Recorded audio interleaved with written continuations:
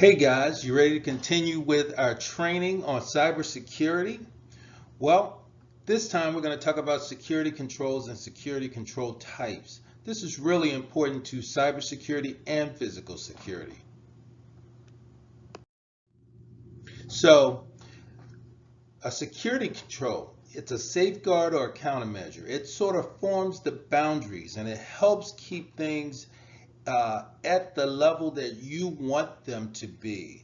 Countermeasures to avoid, detect, counteract, and minimize security risk. You can't see everything all the time at the same time. And this is where these security controls come in. Some devices allow you to set the controls, and for other situations, you actually come up with solutions and use things to complete the control, like security cameras, locks, or passwords. And we'll get more into this.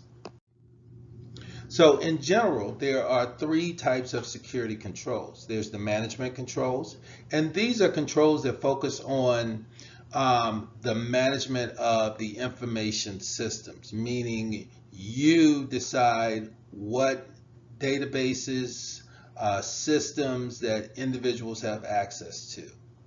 There's operational controls. These security controls are implemented and executed by people as opposed to systems. That's right, a person would do an operational control. And then there are technical controls, the security controls that are primarily implemented and executed by the system through the hardware, software, and firmware. These are systems that allow you to restrict an individual from entering a system or restrict the connection of other computers to a system. So, if looking at IT systems, there are four primary areas of classification under security controls. They're the physical security, they're the cyber security, they're the digital security, and the cloud security. Cloud is more of a new function, and we're learning more and more about how to secure cloud as time goes on. So I'm going to go through each of these four. The physical security controls is probably something you've been used to most of your life. It's the implementation of security controls that are defined by some structures that help deter and prevent unauthorized access. We're all familiar with locks, locked doors, gates, and the other types of physical controls that you're aware of would be security surveillance cameras. And now we have biometric systems. They also would fall under physical. They take your fingerprints, your voice, your face, your iris, and even handwriting to ascertain who you are. Let's look at digital security controls. They include things such as usernames and passwords, two-factor authentication, antivirus software, and firewalls. These digital controls work by speaking from one system to another system and asking, are you who you say you are? Do you have the authority to connect with me? Has my system been set up so that I can connect with you?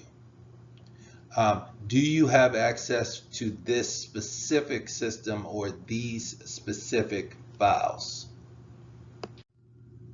Next is cybersecurity controls. So cybersecurity controls include anything that is specifically designed to prevent attacks on data, including DDoS, that's denial of service, and intrusion prevention systems.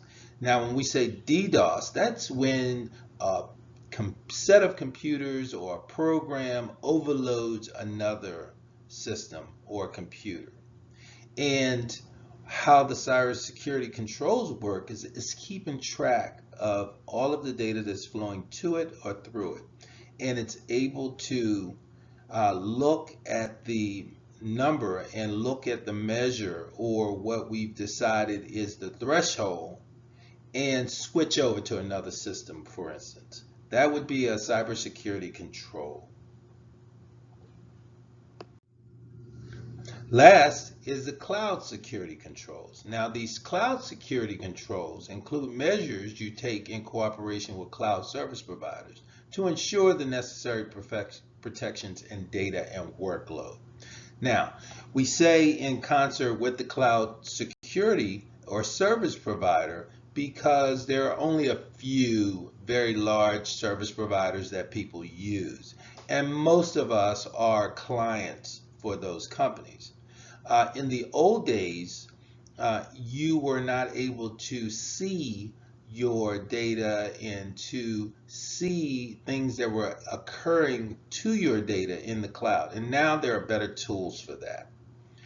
With the cloud security controls, you set the parameters for who can connect, what types of devices, when, from where. It's important from where. If you don't have any clients in Europe, or you don't have a need for anyone in Europe to connect, then no system should be connecting from Europe. These cloud security controls are very important because most entities that are using cloud allow connections from mobile devices as well as desktop connections as well as Internet of Things devices.